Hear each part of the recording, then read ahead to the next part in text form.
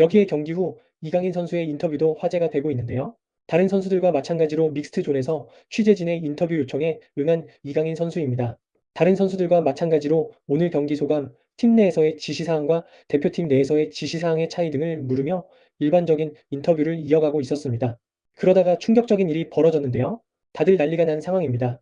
인터뷰 말미 직접 홍명보 감독을 경험해봤는데 소감을 물었습니다. 특별한 질문이 아니라고 느껴졌는데요. 이강인 선수는 당황하며 7초간 말을 잇지 못했습니다. 뉴스 인터뷰 영상을 참고하셔도 좋을 것 같습니다.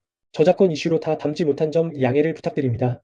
이강인 선수는 7초간 정적 후 갑작스럽게 질문하니 당황스럽다며 겨우 인터뷰를 이어갔는데요. 처음 오셨을 때부터 확고했다. 선수들이 잘 따른다 밖에 이야기를 하지 못했습니다. 언론에 비춰지는 선수들이 홍명보 감독을 신뢰하고 좋아한다는 언론 플레이들이 많이 나오고 있는데 이강인 선수의 모습을 통해 알 수 있듯이 세계적인 선수들이 좋은 감독 밑에서 플레이하다가 낙하산 홍명보에게 무엇을 배울 수 있을까요? 전술 코치랍시고 있는 놈도 B급입니다.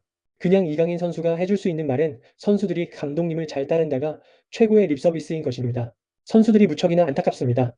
팔레스타인을 상대로 무승부면 답이 나온 것입니다. 시간이 지난다고 나아지지 않습니다. 여기에 팔레스타인전의 답답한 판정의 분노 유발 주심이 지난 우루과이전에서 이강인의 골을 무효시킨 그 주심으로 밝혀지며 화제입니다. 이날 경기에서는 석연찮은 장면이 여러 차례 나왔었는데요. 전반 5분 이재성은 설영우의 패스를 받으려는 과정에서 상대 선수 하메드에게 발을 밟혀 넘어졌습니다. 경우에 따라 페널티킥으로 볼 수 있는 상황이었지만 주심이 관대한 성향인 탓에 반칙 선언이나 별다른 제재 없이 넘어갔습니다. 특히 이날 황인범은 후반 38분 상대 선수의 살인 태클에 치명적인 부상을 당할 뻔했습니다. 황인범이 빠르게 대처하지 않았다면 선수 생명에 위협이 갈 수도 있었습니다. 황인범이 태클을 당한 순간 살짝 발을 떼지 않았다면 발목이 돌아갈 수도 있었을 만큼 심각한 상황이었는데요. 경기를 지켜보던 국가대표 출신 이영표 해설위원도 팔레스타인의 태클을 심각하게 중계했습니다. 그러나 일본 주심은 옐로카드만 꺼내 들었습니다. 이뿐만 아니라 주심은 전반 추가 시간 박영우의 득점을 취소하기도 했습니다. 문제는 어떤 장면이 파울인지 정확히 파악할 수 없었다는 것입니다. 알고 보니 이날 주심은 과거 위르겐 클린스만 감독이 대표팀을 이끌던 시절 펼친 우루과이전에서 노골을 선언한 바로 그 주심으로 드러났습니다. 지난달 2026 북중미 월드컵 아시아 3차 예선 3차전에서 황희찬을 야뒹굴게 한 요르단의 악질 태클을 방관한 심판이기도 합니다.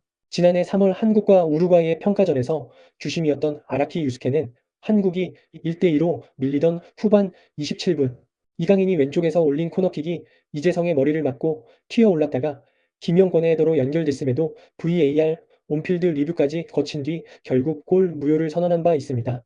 또 지난달엔 요르단의 경기 내내 계속된 반칙에도 눈 하나 깜빡 안 해 한국 팬들을 분노하게 했습니다. 당시 심판진은 일본인들로 구성돼 있었는데요. 아라키는 그중 VAR을 맡았었습니다. 당시 주심 기무라 히로유키는 요르단 측의 도를 넘은 과격한 플레이에도 경고 카드를 꺼내지 말지 주저할 뿐 끝내 별다른 제재 없이 넘어갔습니다. 심지어 황희찬이 두 번째로 넘어져 그라운드에 나뒹굴었을 때는 눈앞에서 지켜봤으면서도 반칙만 선언했습니다. 심판진은 이후 황인범이 거친 태클을 받는 장면이 뚜렷하게 잡힌 뒤에야 옐로카드를 꺼내며 축구팬들의 뒷목을 잡게 했습니다. 축구게임 FC24 유튜브 채널에 이강인 선수가 등장하였습니다. 이강인의 인생 그래프라는 제목으로 영상이 올라왔는데요. 이 채널은 명장로드라는 컨텐츠 이름으로 벤투, 무리뉴 등과 인터뷰하며 많은 팬들의 사랑을 받았습니다. 오늘은 이강인 선수가 나와 자신의 축구 인생에 대한 이야기를 하며 많은 팬들의 공감과 지지를 받고 있습니다. 이강인 선수와 배성재, 파비앙이 출연하여 이야기를 나눴는데요.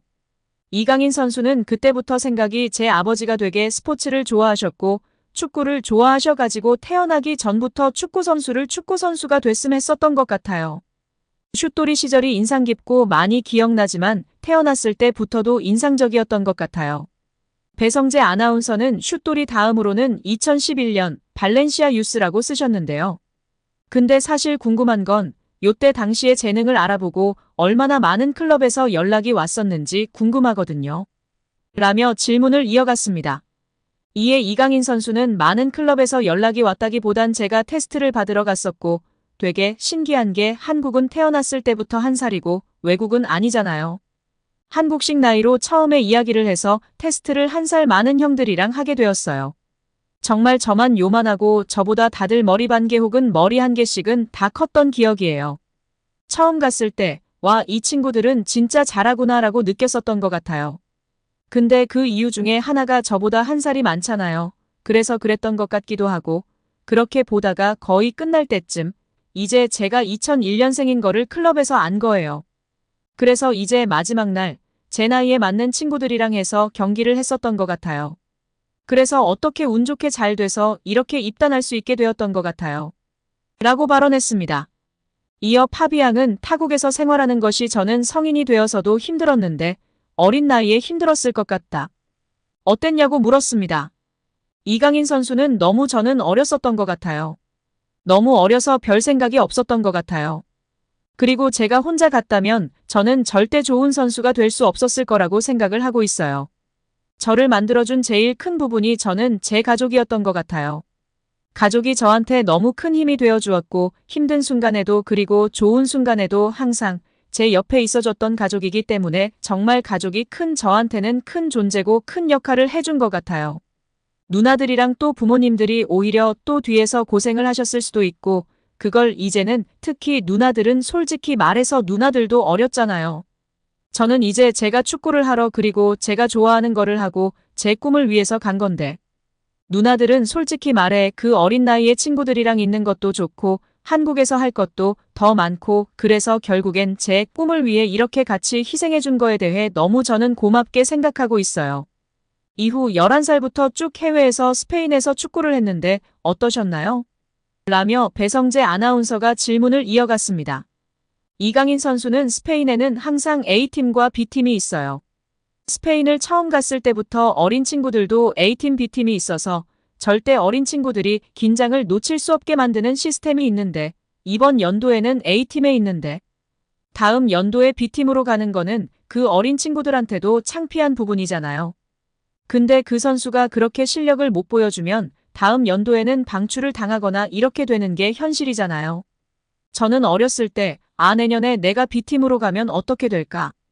그래서 뭔가 더 혼자 노력하게 되고 더 발전하려고 하고 그 안에서도 계속 경쟁을 하고 이런 부분이 되게 좋은 영향을 줬고 되게 냉정하게 생각하실 수도 있을 것 같은데 축구를 잘하면 아무도 건들 수가 없어요.